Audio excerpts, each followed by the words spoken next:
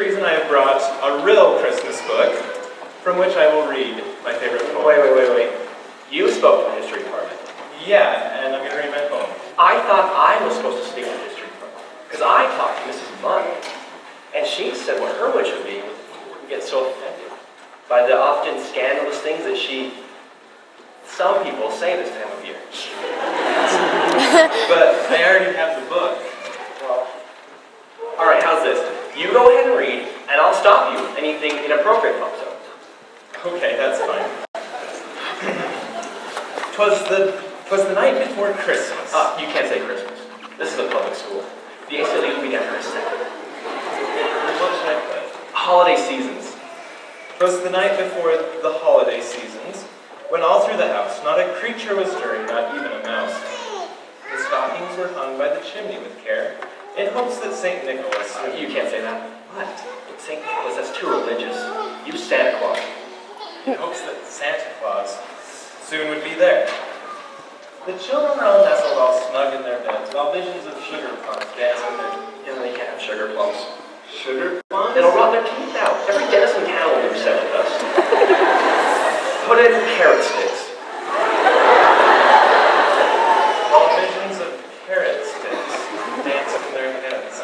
And Mama in her kerchief and I in my cap had just settled down for a long winter nap. Well, you're not suggesting they're sleeping together. You should at least put them in separate beds. Didn't make a difference for the Dick Van Dyke Show. When out on the lawn there was such a clatter, I sprang from my bed, my separate bed, Thank you. to see what was the matter. Away to the window I flew like a flash, tore open the shutters and threw up the sash. The moon on the breast... Well,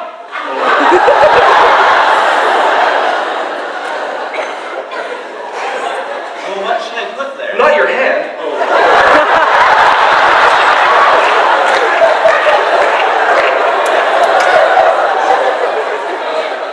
How about upper body part? The moon on the upper body part, fresh fallen snow, gave a luster of midday to the objects below. When what my wondering eyes should appear, but a miniature sleigh and 8 tiny reindeer. Oh, so you're making fun of them for being small? They're not small, they're just vertically impaired. With 8 vertically impaired reindeer. With a little old driver. Just because he's old. Not old, but experienced. With an experienced driver so lively and quick, I knew in a moment it must be Santa Claus, thank you. More rapid than eagles his horses they came, he whistled and shouted and called them by name. Now Dasher, now Dancer, now Prancer and Vixen, on Comet, on Cupid, on Donner and Blitzen. How come Blitzen's always last? I don't know, it's just written that way. He's probably got a complex, you should just mix them up. Cupid, Vixen, Dasher, where am I? That's good. Okay. To the top of the porch, to the top of the wall, now dash away all.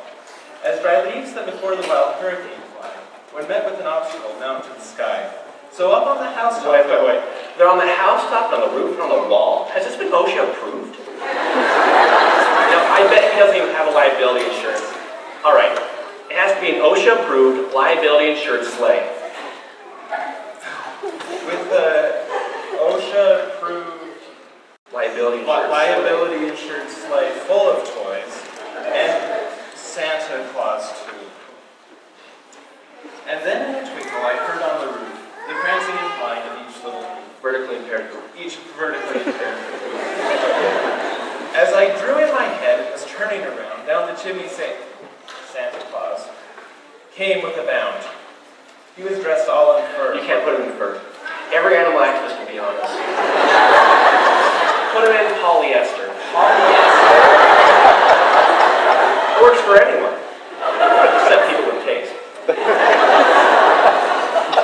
was dressed all in polyester. From his head to his foot. And his clothes were all tarnished with ashes and soot.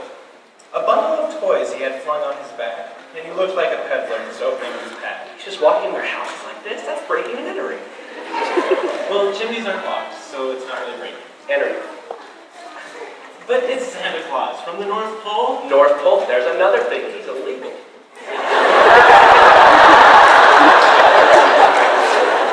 Santa is not illegal. Well, does he have a worker's permit?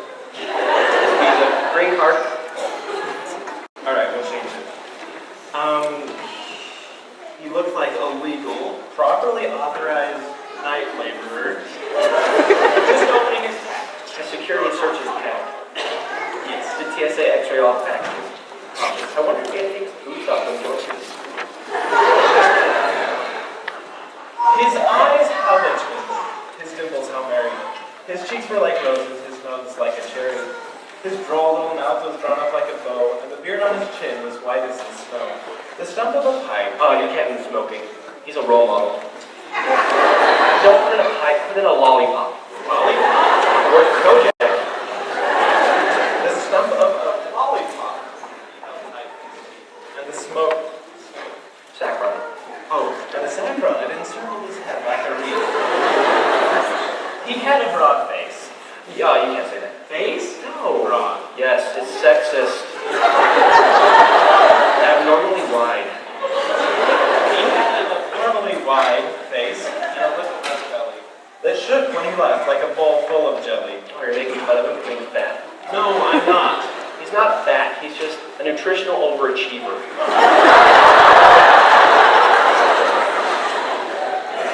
A nutritional overachiever. Alright, jolly old elf. Experienced though. Oh, experienced elf. And I laughed when I saw him in spite of myself. A wink of his eye and a twist of his head soon gave me to know I had nothing to dread. He spoke not a word, but went straight to his work, and filled all the stockings, then turned with a jerk. And laying his finger aside of his nose, and giving a nod up the chimney, he rose. He sprang to his sleigh, his OSHA-approved liability-insured sleigh. To his team gave a whistle, and away they all flew like the down of a thistle. Thistle doesn't have down. Does thistle fly? Good point. But I heard him exclaim ere he drove out of sight, "Merry Christmas to all! Holiday seasons. Happy holiday seasons to all, and to all a good sun-deprived time period."